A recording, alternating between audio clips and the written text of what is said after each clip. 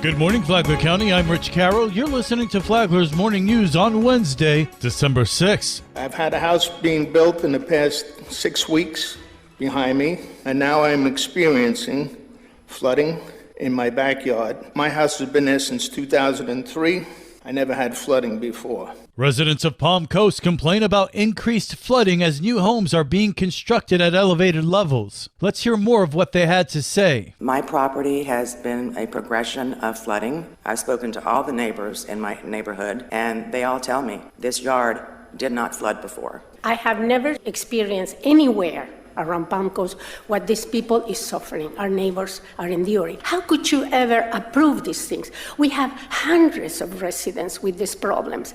While stormwater is still trying to get their act together, construction of these high elevated homes continue. People in this city have lost faith in its leaders to protect them and their property. We definitely don't trust stormwater. What are the citizens supposed to do to get the protection and services that they pay for? In response to their concerns, City Manager Denise Bevan told Council last week that a task force was created to examine the issues. That task force is an internal group of professionals with the expertise to evaluate each of these cases on a one-on-one basis. They're also charged with looking at our regulations, working with stakeholders that would be affected by any decisions we make on specifically infill lots. And furthermore, we have created a special case, basically process through our Palm Coast Connect customer portal that we're tracking these uniquely. So we're making sure that they don't get diluted into other cases that we're managing through stormwater as well. Bevan says the city has one of the most robust floodplain management programs in the nation. We rank actually in the top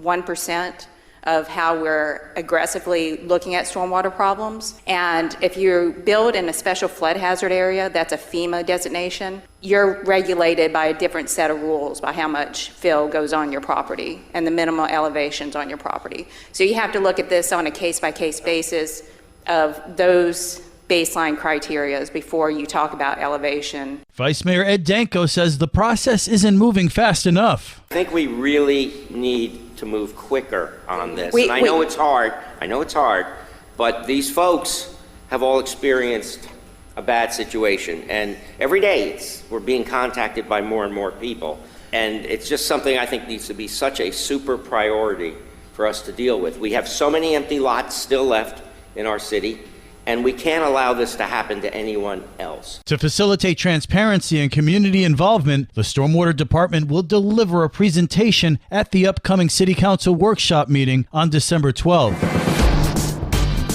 This local news is a service of Flagler County's Toyota dealer, Beaver Toyota, US 1 St. Augustine, here to wow you.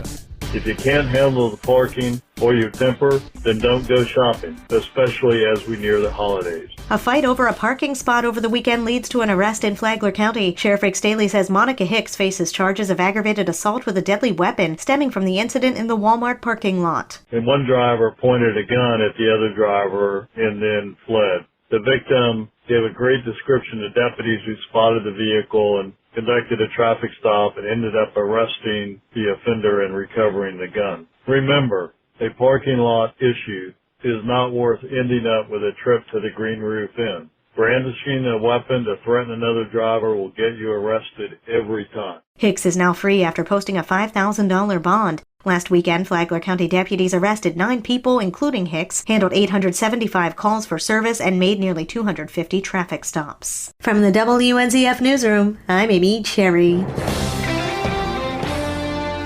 Is growth in the housing market good or bad? Real Estate Matters with Toby Tobin host Toby Tobin says growth is going to happen. Florida is attracting new residents, and that's been the story of Florida for its entire civilized history. Co-host Walker Douglas said the state needs its residents. We're sort of dependent upon it, existing residents, if we want to keep taxes low and things cheap. Tobin said that growth is inevitable. Real Estate Matters with host Toby Tobin is on WNZF 11 o'clock Saturday mornings, and it's on the Flagler radio app. Tomorrow, to quote Mr. Tobin, new residents subsidize y'all who are already living here. From the WNZF Newsroom, I'm Deb Albertson. And now you're up to date on Flagler's Morning News. I'm Rich Carroll.